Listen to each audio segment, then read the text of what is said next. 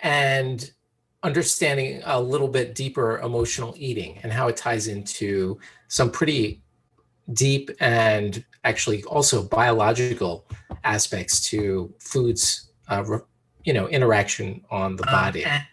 So let me move my screen around. Looks like we're streaming on YouTube now, and make sure that's working okay. Good. And welcome, everyone. All right, so as I said, this is episode 68, and we are going to be talking about getting into a deeper understanding of hunger, because hunger is not just hunger. There's lots of factors that are involved in understanding hunger, and we're going to really go through that. In summary, we're going to be talking about what's called toxic hunger, and how our bodies are supposed to feel hunger. Unfortunately, with modern food, and we'll get into what those foods are, it can actually change the way we experience hunger. The next thing we'll talk about is something we've touched on before, which is called metabolic flexibility. This is the ability of your body to switch from burning sugar to burning fat. And when it can't switch, that also precipitates a whole host of problems that are related to your feeling of hunger. And then finally, we'll talk a little bit about emotional eating and how it's related to various types of biological phenomena, specifically how dopamine affects you in this regard, and it'll have very practical import to you when you sort of understand this. So that's what makes it valuable. Okay, so let's talk a little bit about what true hunger is. Now, true hunger in a person who is, one, metabolically flexible, meaning they have the ability to burn sugar and burn fat, and also metabolically, and also eating nutrient-dense foods without any sort of toxic foods. When someone has, when they're metabolically flexible and they are not eating any toxic foods, the experience of hunger is very, very mild. It is, what one doctor describes as sort of a feeling in the back of the throat that you just want to eat something, but that you could go, it's not an overpowering sensation. There's no emotional import to it. There's no affective sickness or discomfort involved with the hunger, just a slight feeling of unease that you feel like you need to feed. Contrast that to what one doctor by the name of Joel Fuhrman described as toxic hunger or fake hunger. This is a situation that happens that very much is related to this notion of detoxification, meaning that we have sort of an eating phase, and we've spoken about how cycles are so important to the body. And there was 1 week where we just spoke about cycles. We spoke about sleep-wake cycles and food cycles, and the fact that every organ in your body, including your skin, believe it or not, has cycles where there is what would be similar to sort of a rest and digest with your gastrointestinal system, but also a repair mode. In other words, just taking the example of skin, your skin gets ramped up for the day to protect itself. And then when the blue light fades away, the skin actually boosts its repair mechanisms. So when you're constantly being bathed in blue light, that is actually going to damage your skin because it's not allowing it to move into the resting and repair phase. Well, this happens throughout the entire body from the head to the toe. Every organ has these types of cycles. And part of being optimally well is to pay attention to these cycles and what goes on in these cycles. Now, when it comes to hunger, and just the overall general cycle that we're dealing with here is there are periods of time when you eat, of course, and then of course there are periods of time when you don't eat. And when you don't eat, your body is essentially going into what we call rest and digest. And when someone is not dealing with toxic foods, then that is something that is easy to go through. contrast that to the majority of the population, unfortunately, that is eating foods that have addictive components to them. And we're going to go through all those. But the point is that when we have this cycle of eating, we also need to have this cycle of detoxification.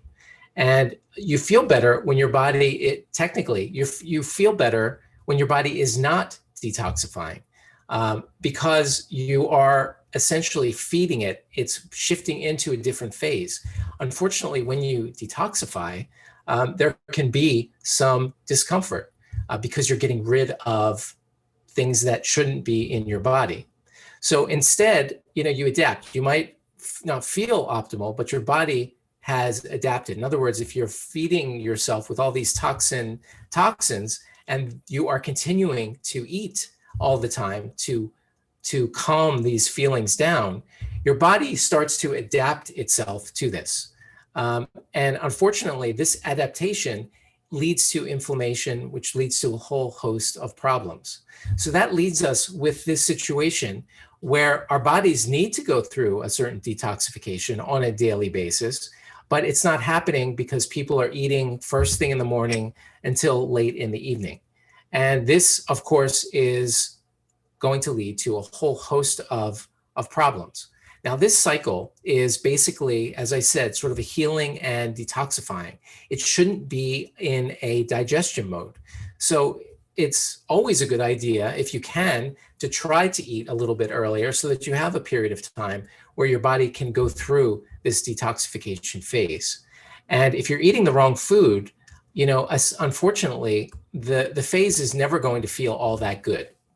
But you have to understand that instead of going and eating food to make it go away, unfortunately, people have to sort of go through a period of time that's very much like withdrawal.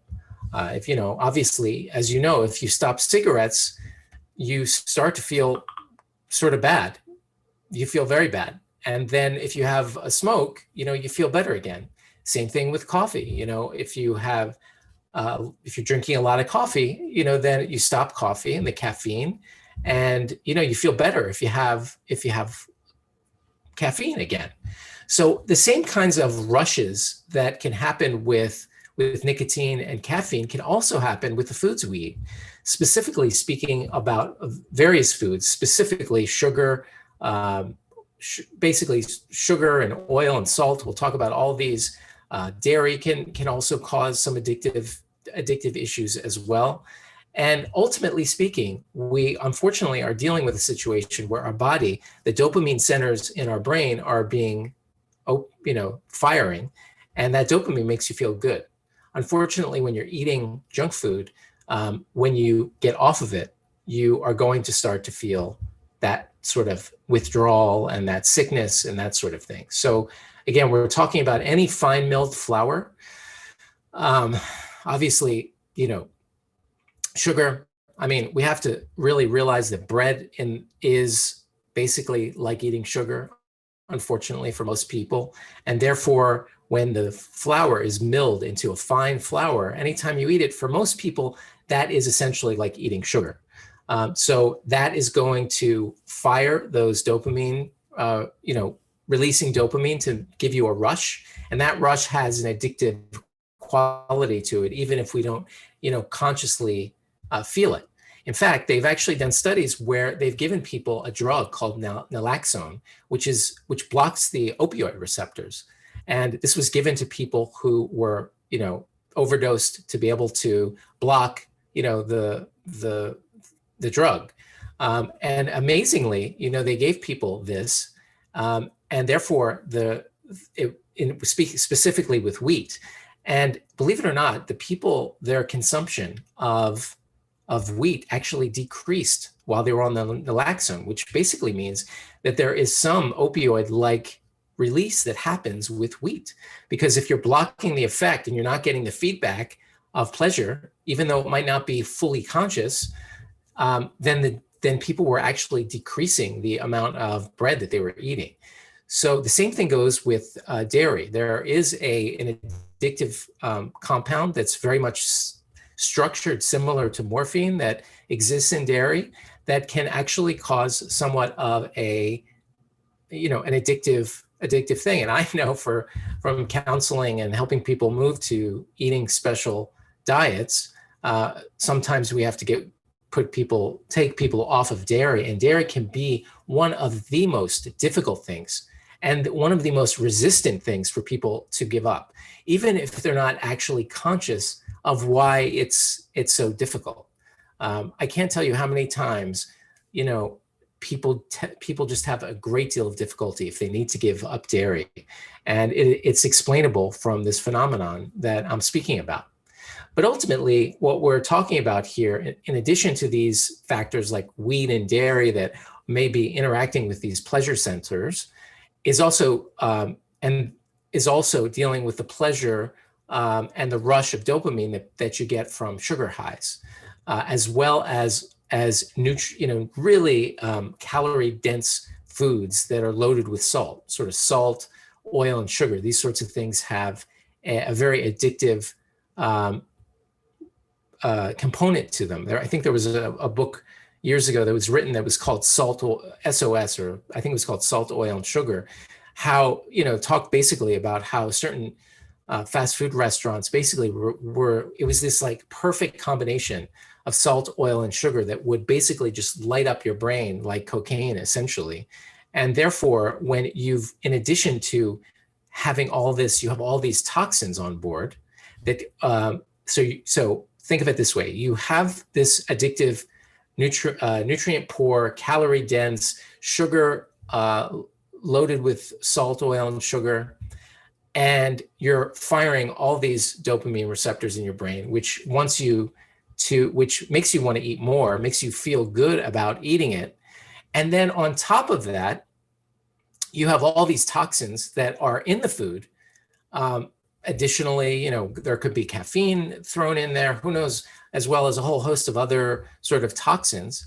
And it's causing you to continue to eat, all day long.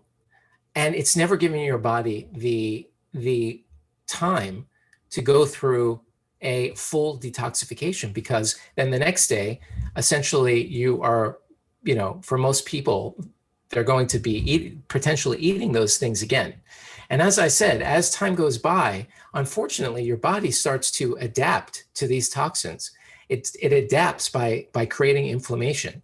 And so that inflammation, again, is, and we've spoken about inflammation so much, that is sort of the first domino that leads to a whole host of medical conditions that, that pretty much every chronic illness that we can think of, including increasing the risk for cancer and a whole host of things, is a result of this inflammation.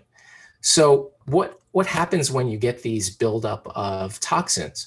Well, essentially you're getting, you might get, when you stop eating them, and of course you are basically dealing with what some people think of as hunger, which actually isn't. It's a toxic reaction. It's not hunger. We're talking about getting shaky, feeling weak, headaches, feeling uncomfortable, stomach aches, all those sorts of things. And what do people generally do who have that? They eat more to feel better. And when you eat more to feel better, that is basically a food addiction. Now, look, all of us have some addictive component to food. There's no question about that. I mean, if you're human, there is some sort of addictive quality that is related to food. So it doesn't make you a bad person or anything of the sort. It's just one of those things that is part of being alive. But if we have a better conception of what's going on here, it gives us a little bit of a distance to be able to make some better decisions, I guess. So anytime you feel like you have this hunger where you're, again, shaky and fatigued and stomach ache, and you need to eat again to feel better, that is essentially a form of addiction. And that addiction, I hope you're understanding here, is not necessarily your fault at all. In fact, it's not your fault. It's just the fact that we live in a society where salt, oil, sugar, wheat, processed wheat, excessive dairy, all these sorts of things are leading to an increase in the quantity of addictive foods in our diet that is basically hijacking your system. Now, when you go through a detoxification on these things, and I've certainly seen this quite a bit because I've led people through changing their diet. As an example, when people go off of wheat, then people generally feel a little bit out of it for around a week. And most of these things generally take about a week, 5 to 7 days or so. I mean, caffeine, generally speaking, after about a week, I'm not saying you have to get rid of caffeine. I'm just giving an example of something that can be an addictive chemical. It usually takes about a week for people to really feel like they are back to normal again, or can deal without caffeine. The fact of the matter is, and this is a difficult thing for people to accept, but if you feel like you need coffee in the morning to get yourself going, then it's probably an indicator that there's something going on. It could be that you are just addicted to caffeine at this point. But I always think it would be interesting if you try to get off of caffeine. Now, there's probably an amazing book. I haven't read it yet, but Michael Pollan, who's one of my favorite authors, just released a book called "This Is Your Mind on Plants," and he talks about caffeine and some other mind-altering. I think he speaks about tobacco and a few other plants. Anyway. And I heard an interview with him talking about caffeine, and there is something beneficial to society to caffeine. Nonetheless, I still feel like it is a good experiment to see if you can go with caffeine, detoxify from caffeine, and see what kind of energy level you have, so that you can gauge what your actual energy level is without caffeine. And you should be able to function well without caffeine. But I don't want to get down that road. That'll be too big of a detour.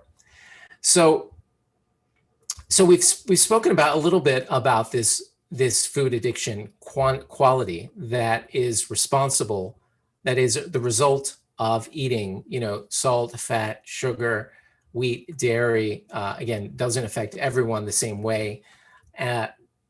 Dense calorie dense but nutrient poor foods. Toxins contributing to it, leading you to have to eat again to make the bad feelings go away, as opposed to what is true hunger, which is basically the situation where you just feel a little hungry, nothing really uncomfortable. Unfortunately, what happens is when you've been involved in this sort of addictive, I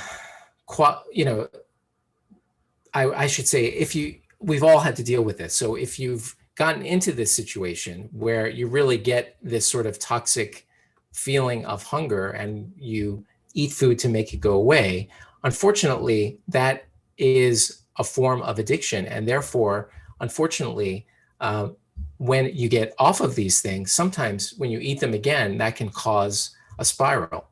And we have to be honest with ourselves. And again, all of us have some issues with food. I mean, it's just by human nature. But we do have to be honest with ourselves and realize that, unfortunately, when you eat these foods again, one piece of pie can lead to 2 pieces of pie. Even natural foods, like, for example, I'll give you an example for me. I don't buy dates, because if I buy dates, I'll eat the entire package of dates. It's like it must light up my brain like crazy. It tastes like candy to me, and I just can't stop myself. So I don't eat dates, because it's like a spiral. If I eat dates, I just can't resist eating the entire box. I think all of us have that. And if you don't, I don't think I've ever met anyone who doesn't have something that makes you do that and potentially leads you into a spiral. Bread is an example of another thing. Sometimes you have one roll of bread at the restaurant, and you haven't eaten bread for a while, and you want to eat the whole thing. And you have to understand, if you are a bread addict, you are a sugar addict, because for most people, bread immediately turns into sugar when it's broken down. So we have to understand, again, that this is a natural part of living. We need to be honest with ourselves, and again, put some intellectual distance and look at this from the outside so we can have a better idea of what's going on. In fact, there is something called the Yale Food Addictive Survey. And I'm just gonna, give me a moment to bring this up so I can show it to you, or at least read it to you. And you'll see from this questionnaire that I think all of us probably at one point or another can answer in the affirmative to several of these questions. As an example, some of the questions are, I find myself consuming certain foods even though I am no longer hungry, okay? And, there's a score of scale, a scale, how many times a month, week, etc. I worry about cutting down on certain foods. I feel sluggish or fatigued from overeating. I spend time dealing with negative feelings from overeating certain foods instead of spending time in important activities, such as time with family, friends, work, or recreation. I've had physical withdrawal symptoms, such as agitation or anxiety, when I cut down on certain foods. I keep consuming the same types or amounts of food despite significant emotional and or physical problems related to my eating. Now, we all have, I think all of us, I'll read them. I'll read the rest of them. There's only a couple more. Eating the same amount of food does not reduce negative emotions or increase pleasurable feelings the way it used to. My behavior with respect to food and eating comes with significant distress. I experience significant problems in my ability to function effectively, including daily routine, job, livelihood, social activities, family activities, health difficulties because of food and eating. Now, I think all of us could answer in the affirmative to those questions. If you can't, I don't think you're human. And so I think we have to be honest with ourselves. Unfortunately, the word addiction carries a lot of negative weight to it, and I don't think it really should. I think it's part of being in these bodies, and to have it's some sort of intellectual distance to be able to look at it and just recognize it for what it is. So let's talk a little bit about, let's summarize what we've gotten to at this point. We have spoken about how there are basically two issues with hunger. The first is this notion of metabolic flexibility, the ability of your body to switch from burning sugar to burning fat. And around 80% of the population in the United States does not have metabolic flexibility, which basically means that if you don't have food, your body can go into a period where your blood sugar is low, because your body is not getting energy from fat, and you can feel out of it, essentially. And so that's one aspect. The second aspect is when you're eating addictive foods, like salt, fat, sugar, dairy, wheat, other things, as well as a whole bunch of toxins, and you need to continue to eat to make the detoxification of those sorts of things go away, which leads you to feelings of fatigue and stomach ache and shakiness. These are abnormal reactions.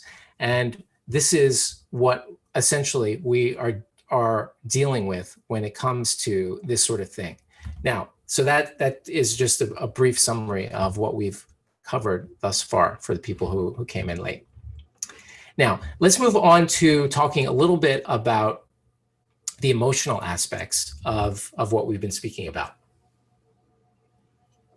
First of all, in order to think clearly about it from ourselves, we have to develop some sort of period of abstinence from these food triggers. The reason is because when these are constantly activated, these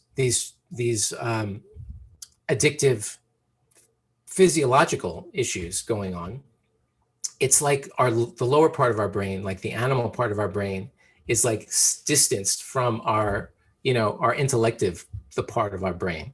And so we need to get some distance. And sometimes that involves finding support, getting help, in addition to the period of abstinence. There's no question that I am not an expert when it comes to, there are people who just do this for a living, and hopefully I'll get someone on the class as we start bringing on guests and such who can speak more to this. But ultimately, getting some sort of support, getting help is critical for this sort of thing. But ultimately, you need to have a period of abstinence so that you can, think clearly and rationally about it. Unfortunately, we all have, like, as a teacher of mine used to say, that inner terrorist who gets activated when we have these cravings. And ultimately, it would be nice if we could develop some sort of redirection of activity when that inner terrorist is going on, whether it's getting into nature or having some sort of redirection. But ultimately, what we're dealing with here is basically emotions that are ultimately and majorly dependent on dopamine in the brain, which we've spoken about. All of these things, salt, fat, and sugar, which I think was the name of the book, is all of these are going to trigger dopamine. We've already spoken about that. And what happens is when you have these junk food triggers, your body releases dopamine, and you have like a neuron, and then there's like a space in between the neurons, and it releases dopamine. And then on the other side, there's like a catcher's mitt, and the catcher's mitt binds it and then transmits the signal. Now, if you get a burst of dopamine, what happens is you get all these baseballs being thrown, the dopamine, and in order to take some balance away, the baseball gloves go away. They reduce in number so that you don't get the same effect, which basically means that over time you need more dopamine to have the same effect, which sounds very familiar to most of you because it sounds like a drug. And ultimately, it's almost like these things are acting like a drug in the brain because we continue to need more of a dopamine boost in order to get the same same feeling. If you don't get that, then you can have these cravings that, quite frankly, are just simply irrational. It's your brain and your body going a little bit haywire because it's not just about the perception of hunger. It's something that can start to be an abnormal craving, something that can dominate your thoughts. And as I said before, when it starts to dominate your thoughts, this is like, ultimately it's like a decapitation from your higher brain function. It's like, we all have this sort of animal brain. And then, as I said, we have like a more intellective part of your brain. And so when this dopamine is sort of going nuts and you're getting this low dopamine issues, high dopamine spikes, all these sorts of things, it's ultimately more about dopamine creating these cravings, which unfortunately cravings can then lead to binges, which can lead to spirals down, all that sort of thing. And so unfortunately, that ultimately can lead to depression, can lead to anxiety, and they feed off of each other, so that the depression and anxiety can lead to cravings, and they go back and forth. And therefore, it has been shown that when people get help with specific negative emotions like depression and anxiety, oftentimes they are able to get some better control over these particular cravings. So that leads to the question that is often asked, well, if dopamine is the issue, how do we correct that? Well, obviously, we've spoken thus far about how, one, we need to get rid of the offenders. And we're talking about those foods that are loaded with salt, fat, and sugar.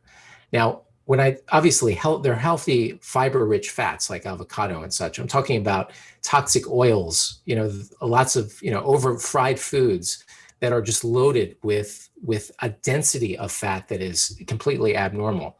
And we've spoken about all these foods. So the first thing ultimately is to recognize that you have to go through a period of weaning yourself off of these things, such that you have to expect, unfortunately, that you're going to feel sick for around a week, 5 to 7 days or so, until your body is just, it's just miraculous. It can restore you to, you can restore yourself in a week from these sorts of things. At the same time, there are ways to boost your dopamine naturally. And quite frankly, all kinds of things boost dopamine. abnormally. Of course, we've spoken about the foods, gambling as an example. Pornography is just as addictive as all these things because of the same sort of spike. They've actually done studies to show that. Thrill seeking. Some people do thrill seeking, and some people actually have a genetic, susceptibility to having a little bit of low dopamine. I do genetic testing. It's one of my hobbies. Actually, where people get their genome analyzed, and I give them an analysis of certain issues. One of them being dopamine. So there are ways of increasing dopamine naturally. We've spoken about one of them before, and that is that eating for your microbiome. When your microbiome, believe it or not, there's so many connections between your gut and your brain. And we've spoken about the gut-brain axis in other weeks. But ultimately, if you're eating probiotic foods, and I think that's really critical that everyone is eating some probiotic food every single day, that is going to naturally boost dopamine. And when you're naturally boosting dopamine, it's going to push away some of the negativity, just physiologically speaking, but you feel it, you can feel it emotionally. Exercise is going to boost these things naturally. Sleep, really good sitting down and just relaxing with music. Of course, prayer, meditation is going to. Sunlight, in other words, setting your cycles in order. So early in the morning, as the sun's going up, it's great to get sunlight into your eyes to wake yourself up, and to reset your cycles. All of these things and lean protein is also going to help you to, if you're not eating enough lean protein, you can have trouble forming or creating dopamine.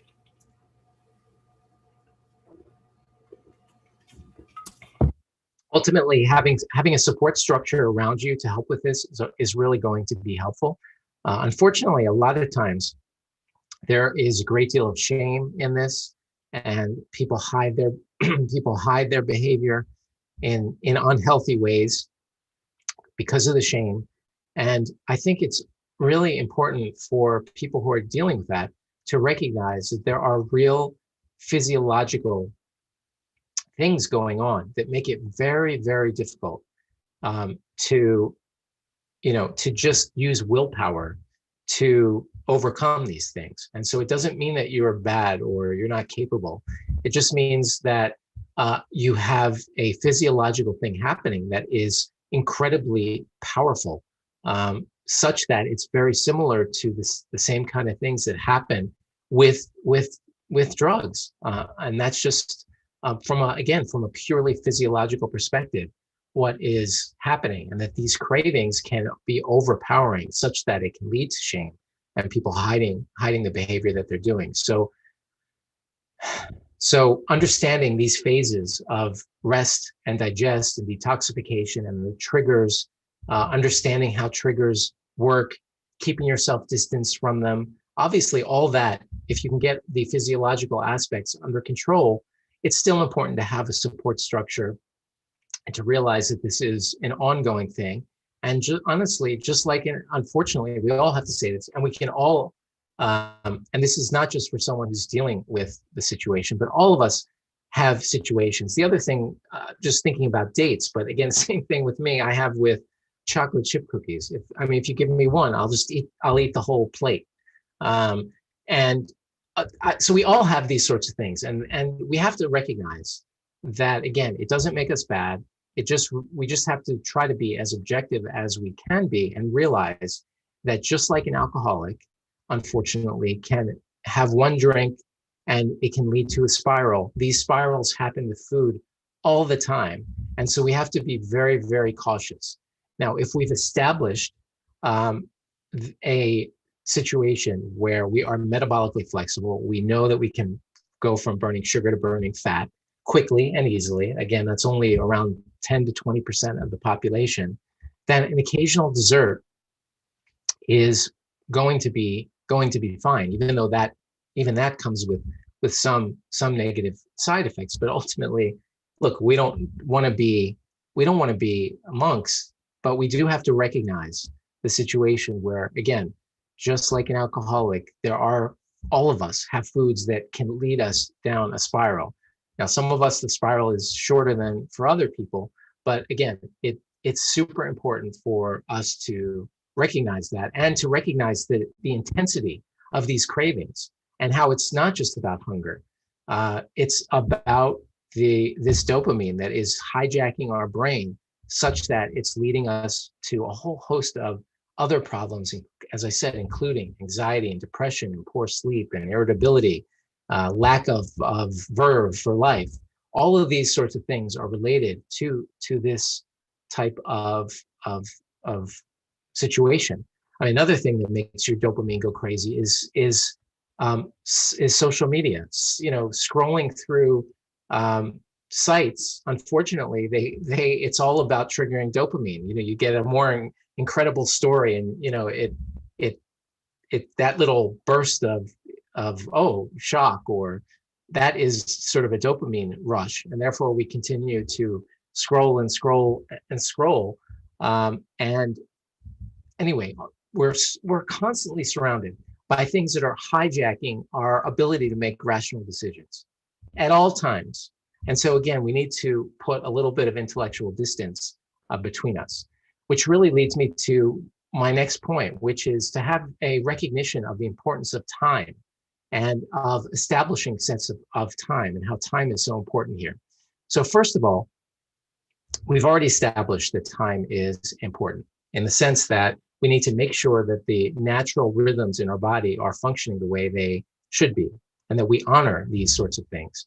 I recommended early on in tonight's episode that we try to eat a little bit earlier, so that we give our bodies a little bit of time to be able to go into that rest or digest cycle.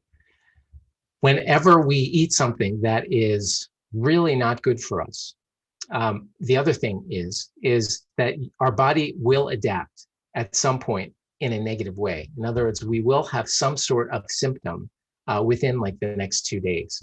And I would like all of you to just make a mental note that not just talking about a food, but any sort of emotional insult or shock of any sort, body-wise, emotionally, as I said, you just wait and try to see what happens within the next 48 hours. You might have an abnormal muscle ache, or an abnormal stomach ache, or whatever the case may be. But for almost always, whenever we have an insult to our natural rhythms, there's always some sort of adaptation that happens that is uncomfortable, and therefore, just as an experiment. The other thing to recognize that I always like to speak about, especially when talking about food, is that it often takes your body, it could take 20, 30 minutes for your body to feel full. In other words, it takes time for the signals in your stomach to actually reach your brain. And therefore we can end up overeating before we actually feel full. So the movement, the slow food movement, and the, taking time with your food is going to be incredibly beneficial. But ultimately, I like it because the little bug in here, sorry. I like this because it introduces sort of an element of sacred time into your eating.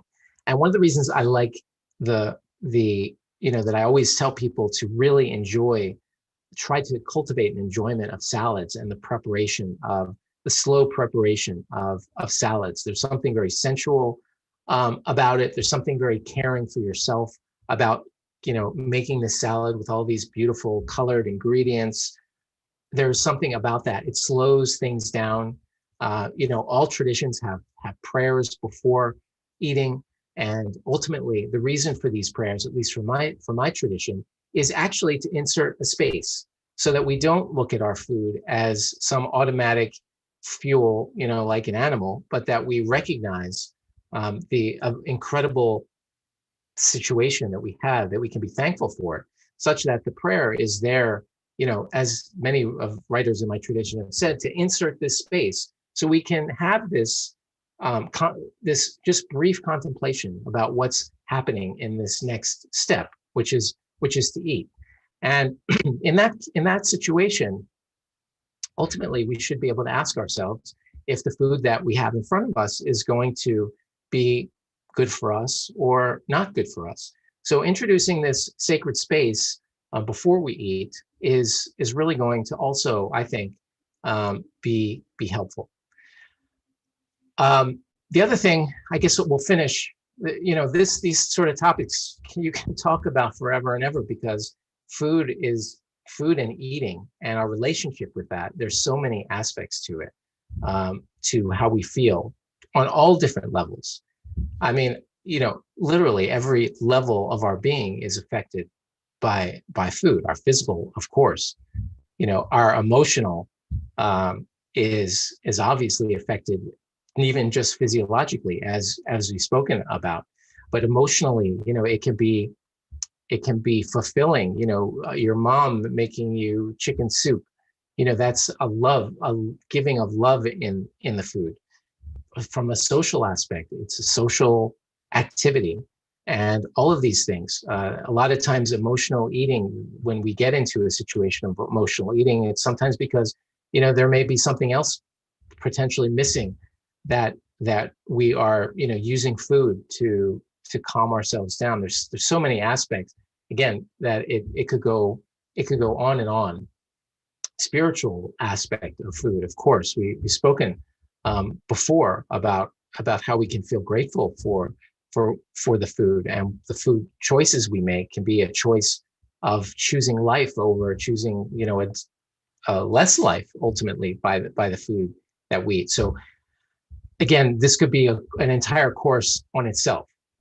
But I wanted to finish with the notion that and the understanding that ultimately your palate is capable of adapting to the changes that you wish to make. Now, what I'm trying to say there is that when your body has been consistently exposed to food that is not good for it, unfortunately, the palate is like a thermostat, in the sense that, taking sweet as an example, if you're consistently eating overly sweet foods with all kinds of sugar, our palate to appreciate sweetness is set. It changes its set point, such that we need more sugar to appreciate sweetness. But again, remember, we spoke about how the withdrawal takes around a week. Well, sometimes for you to appreciate the sweetness of a fresh piece of fruit, sometimes that can take more than a week. It can take several weeks until your body gets the same incredible satisfaction from eating, some chocolate cake or a chocolate chip cookie. You can get that same sweet appreciation, maybe not with the dopamine hit that you might get from chocolate chip, but it's still an incredible, you can get that sensation from eating a natural fruit. And you do need to sometimes wait for that to happen. The same thing with salt.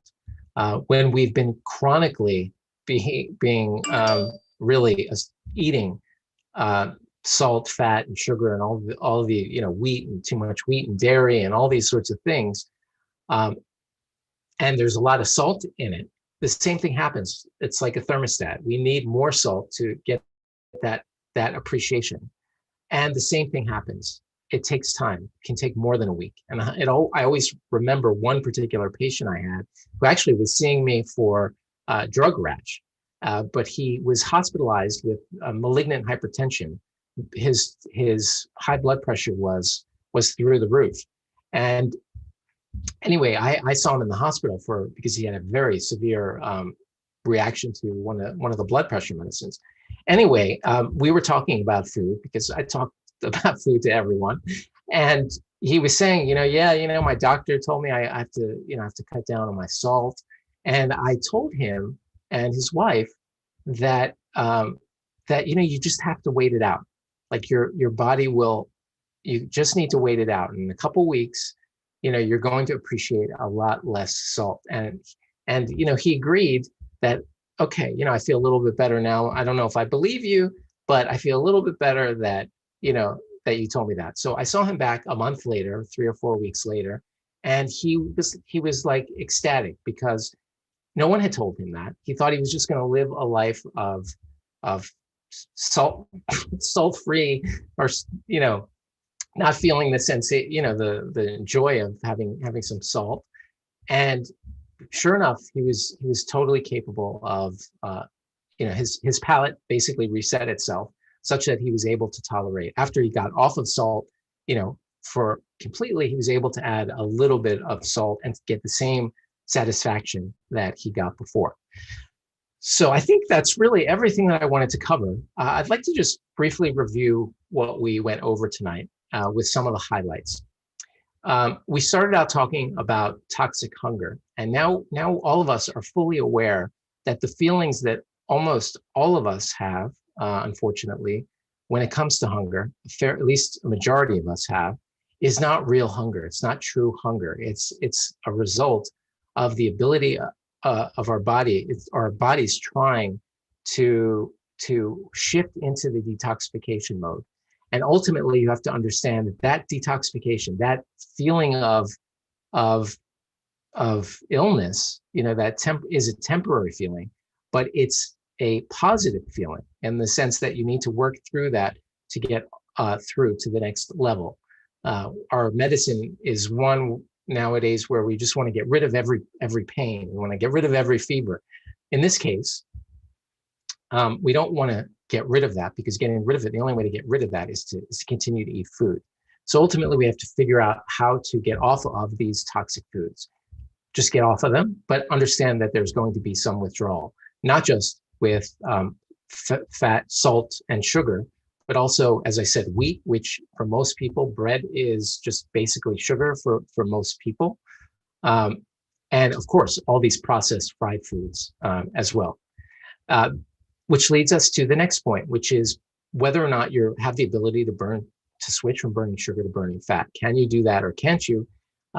Go back. We've spoken about it many, many times in many classes, but ultimately restoring that and getting some sort of metabolic health, which again, I've spoken about at length, is going to be important to restoring that, so that when you don't eat, you don't feel sick. And then we moved on to understanding more about emotional eating and the ravages, unfortunately, of having these dopamine spikes. And I think, I think the other thing I would just like to remind everyone again is that we all have these issues. It's being human means you have some of these addictive issues with food. And in the environments that we live in now, with all the crazy bad food around us, it's important to understand that these are just not bad for us physically, but they're incredibly bad for us mentally, and can hijack our emotions in such a way that it can make us miserable and incapable of rational thought when these cravings are starting to happen. So ultimately, these are the sorts of things. And then we finished off with talking about palate readjustment, I guess you could say, and having a better appreciation for timing around food in terms of putting a little pause, being slow about the food, that sort of thing. So I think that's everything I wanted to cover. I do appreciate all of your attention, as always. I do plan on trying to bring on some guests that's an expert in this. Again, the people that just really work on this sort of topic to help people with that. Ultimately, I think we all need to incorporate some of those things that boost dopamine naturally, because we live in a society that is like built on trying to get a dopamine hit out of us, again, whether it's social media or whatever. So getting sort of some intellectual distance and boosting things naturally, getting off of social media, exercising, all those sort of things. Anyway, I think I covered everything I wanted to cover tonight. And next week we have a guest. His name's Peter Burke. Just looking at his book there. And he wrote a book called Year-Round Indoor Salad Gardening. I spoke about this actual, I believe, sensuality of salads that are built with care and built with lots of ingredients and color that is just amazing to look at. And I've also shared with you some of my indoor growing experiences myself, where I sometimes grow microgreens. And he wrote a book called Year-Round Indoor Salad Gardening, which really describes how within just a week, you can have a full salad bowl. And with just like 10 minutes a day, you could literally be harvesting huge salads in your just by a windowsill that continue to produce. And it's such an easy thing. And I can't tell you if many of you, I know some of you actually have your own home gardens. And I think all of us who have grown food have an appreciation for the food that we grew. I remember when I was a little kid, I used to grow these they were supposed to be big Jersey tomatoes, but they only came out to be like this big, but they were really flavorful. And I always took pride in those. And there was something about the enjoyment of those, the fact that I grew them and that, I could give them to my family. There was like a lot of good feelings about that. It's sort of very, very rewarding. And so when we're capable of growing some of our own food in our house, I don't know, there's a renewed appreciation for the food. I'll leave it at that, and we'll talk about that next week with Peter. So thank you all again for your attention. There's a question. Can you repeat what food helps to increase your dopamine level? Well, lean protein is one, basically. And Todd's asking, who makes your favorite chocolate chip cookie? Well, of course, my sisters made the best chocolate chip cookies for sure. But the last time I had chocolate chip cookies, I had a patient who brought in, this was several years ago, I had a patient who brought in chocolate chip cookies. And just to give you an example that this is a universal thing, she brought in chocolate chip cookies. And one of the days I didn't have any breakfast. And she brought in a whole plate of them. And I ended up eating the entire plate of chocolate chip cookies. And I was so sick, because at that time, I've been trying to eat healthy for a long time. I mean, my nurses were actually concerned because I was like yellow so anyway, so we all have this situation. There are foods sometimes that we don't have control over. But Todd's asking, yeah, for sure. My sisters used to make the best chocolate chip cookies in the world, for sure. Okay. All right. Well, and then Sheila, you asked about so having lean protein is going to be good for that. Most people are not protein deficient, but if you're not getting a good amount of protein, that's going to be a problem. All right. Thank you, everyone. I'll see you again next week to talk about an interesting little hobby of indoor salad gardening. And I wish everyone well. And